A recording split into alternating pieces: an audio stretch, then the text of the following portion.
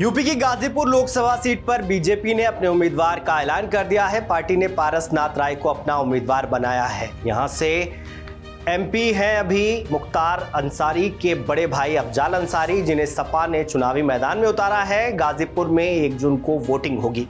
मुख्तार अंसारी की मौत के बाद गाजीपुर यूपी की सबसे चर्चित सीटों में शुमार हो गई है। इस सीट पर अफजाल अंसारी के परिवार का दबदबा रहा है। 2019 में यहां से बीजेपी के मनोज सिन्हा को हार का सामना करना पड़ा था और उनको मुख्तार अंसारी के भाई अफजाल अंसारी ने करारी शिकस्त दी थी।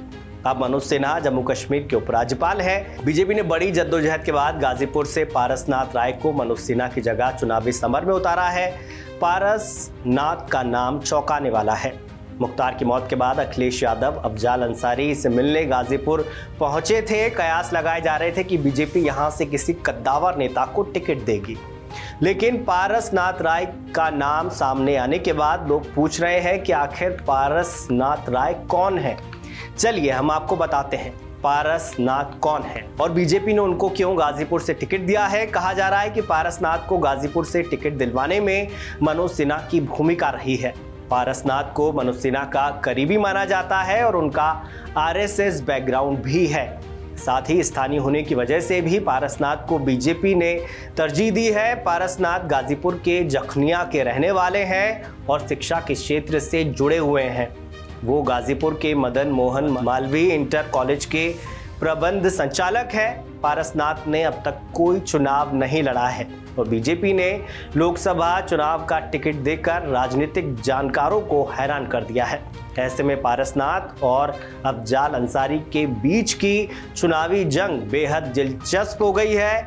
गाजीपुर लोकसभा में आपको बता दें, गाजीपुर सदर, सैदपुर, जखनिया, जमानिया और जंगीपुर गोजीपुर विधानसभा है। यहाँ कुल 29,02,332 वोटर हैं। इसमें पुरुष मतदाता 15,41,992 हैं, जबकि महिला मतदाताओं की संख्या 13,80,955 है।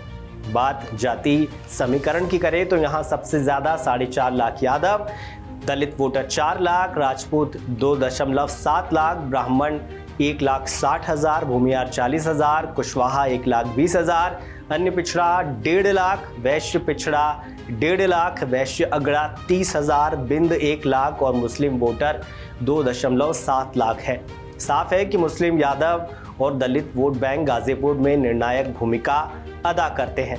कांग्रेस और सपा साथ में मिलकर चुनाव लड़ रहे हैं, लेकिन बसपा अकेले चुनाव लड़ रही है। वहीं बीजेपी के पास अपना कोर वोट बैंक है। साथ में ओपी राजभर की पार्टी का भी पूर्वांचल में प्रभाव माना जाता है, जिसका फायदा बीजेपी को मिल सकता है।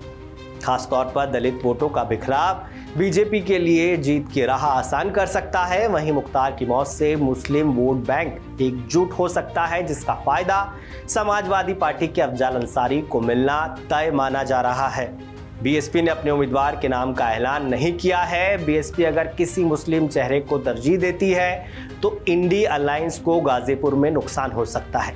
खैर, गाजीपुर ऐसी सीट रही है जहां का चुनाव हमेशा से रोमांचक रहा है। ऐसे में 2024 में यहां से कौन जीत हासिल करेगा, ये देखने वाली बात होगी।